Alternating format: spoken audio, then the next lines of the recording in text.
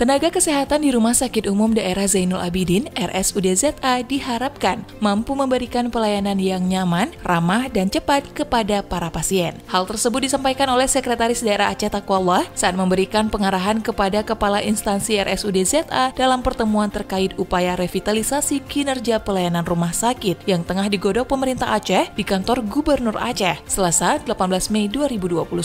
Sekda meminta para kepala instansi yang hadir dalam pertemuan tersebut untuk menanggapi berbagai keluhan masyarakat terhadap pelayanan yang mereka berikan dengan cara mereformasi dan merevitalisasi kinerjanya masing-masing, seperti antrian yang panjang hingga membuat pasien menunggu terlalu lama. Ada juga keluhan dokter memberikan resep obat di luar tanggungan JKA sehingga pasien harus membayar lagi. Sekda menyebutkan pada dasarnya keluhan masyarakat terhadap pelayanan di RSUD ZA tidak seharusnya ada, sebab RSUD ZA merupakan rumah sakit tipe A, RS pendidikan, terakreditasi, memiliki BLUD, dan juga rumah sakit syariah.